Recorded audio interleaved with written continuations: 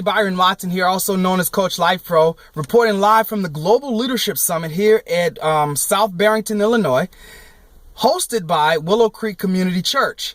And we just completed session 6, which is titled A Grander Vision. Now, I'm sure you've possibly heard that without a vision, the people will perish. And so it was really awesome that Bill's vision of this session was 10 years in the making. So we had Don Flo to speak, Alan, Catherine, Kajina, and Wilfredo De Jesus. All right, so Don Flo is a chairman and CEO of Flow Companies. What is he? He's a minister of bringing the kingdom of God into the workplace. He shared an acronym of service. Okay, he said he evaluates his employees' performance based on the acronym of service. Okay, the acronym S, show respect for others. He went into much more detail, but this is the gist of it. Okay, for E, earn trust. For R, reach for perfection. Reach for it. V is value input, and then E as in echo is energize others. All right, so these are the particular things that a minister that is responsible for bringing the kingdom of God into the workplace is what they're responsible for. Guess what? It's also the CEO's job, okay, the leader's job to do this. So has the leader asked, shown, modeled, taught, coached, okay, about how should we go about being brand ambassadors out in the workplace? Okay. Don talked about he designed his workplace to enhance the lives of his employees. This year, I remember in my employee review, the person that was doing the review said, "Byron, I know you have a lot of outside things that's going on, but we got a lot of things going on here," and in a roundabout way, he was saying that he doesn't value what I do outside of work. Okay, that was a huge withdrawal from the relationship bank account that he and I had been working together. Now, moving on to Alan, Catherine, Kajina. She's from Uganda, and she works for the commission. Her title is the Commissioner General. For the equivalent of Uganda, the equivalent of our IRS, she works for the Uganda Revenue Authority, which is the equivalent of the US's IRS.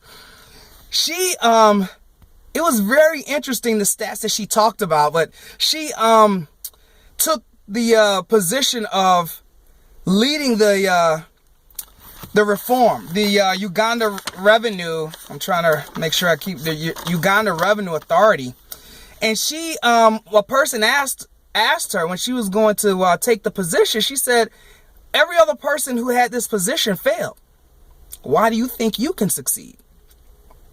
Alan said that she was naive enough because she knew God. With God, she can do it. Right? Also, think about this. God does not know separation from him in politics. And I'm a firm believer in there's no separation. If you're a Christian, you're a Christian, right? And so when she talked about reforming the very corrupt Uganda Revenue Authority, she talked about two things that are very, very important in reformation: integrity and competence. She said she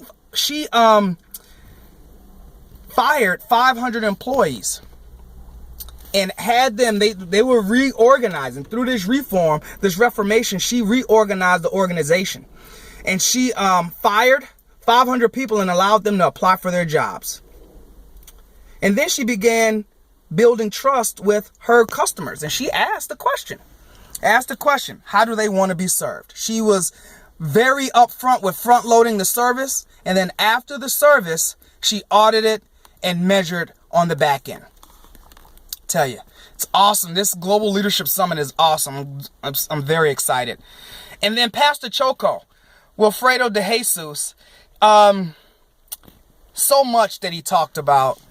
He some takeaways. He said, hey, do not You cannot allow prayer to be a crutch and do nothing. You know, some people saying, well, I'm waiting on God to do this. They're praying and stuff, but they're taking it out as a passive way of saying that I'm not going to move in. Okay. So, you know, and also CEOs and leaders, don't let your budget dictate your action and your dependence on God. What else did he say?